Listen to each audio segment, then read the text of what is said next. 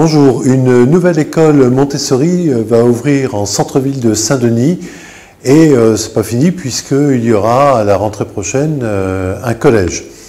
Alors, la pédagogie Montessori, on la connaît dans les grandes lignes. Il s'agit de donner plus d'autonomie aux enfants, de sortir des formats traditionnels de l'éducation nationale, de leur apprendre beaucoup de choses sur la vie, au travers notamment de l'expérimentation qu'ils peuvent faire. C'est d'ailleurs la raison pour laquelle les écoles Montessori, en tout cas celles qui sont labellisées comme telles, ont souvent un jardin, un potager, quelque chose qui permet aux enfants de s'épanouir différemment. Et donc, voilà, une nouvelle école en centre-ville de Saint-Denis qui devrait accueillir 15 enfants. Actuellement, une école agréée existe à Beauséjour, donc à Sainte-Marie, à côté de Saint-Denis, qui accueille 46 enfants.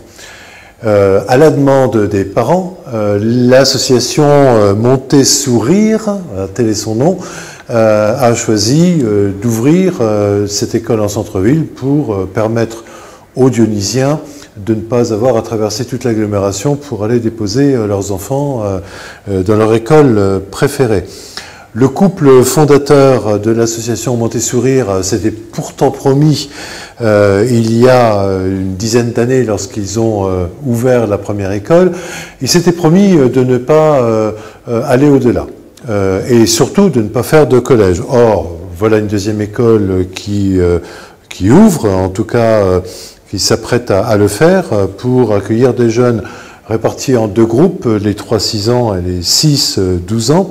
Une quinzaine d'enfants attendus à la rentrée de février, ça peut paraître peu, mais il faut savoir qu'il y a aussi de l'argent qui est à dépenser dans les écoles Montessori. Pourquoi? Parce qu'il s'agit d'écoles privées hors contrat, donc elles ne sont pas aidées par la puissance publique et les frais de scolarité sont supportés exclusivement par les parents. Une année à l'école Montessori peut représenter 6 000 €. Les responsables de l'association Montessourir expliquent que les parents font un choix. Alors effectivement, ça peut paraître assez discriminant socialement, mais il y a aussi des parents qui ne sont pas forcément aisés, qui ont choisi d'avoir une seule voiture au lieu de deux, ou d'avoir une moins grosse voiture, de partir un peu moins en vacances, d'avoir des vacances ou des loisirs moins coûteux, et de rendre plus disponibles leurs finances et leur épargne à une bonne éducation de leurs enfants. Souvent, ce sont des parents qui ont estimé que l'école traditionnelle, celle de l'éducation nationale, ne convenait pas à leur progéniture, et ils ont pris l'initiative de les inscrire chez Montessori. Donc voilà l'histoire de ce développement d'écoles alternatives. D'autres écoles du même type existent à La Réunion, qui empruntent à cette pédagogie Montessori ou à d'autres pédagogies reconnues.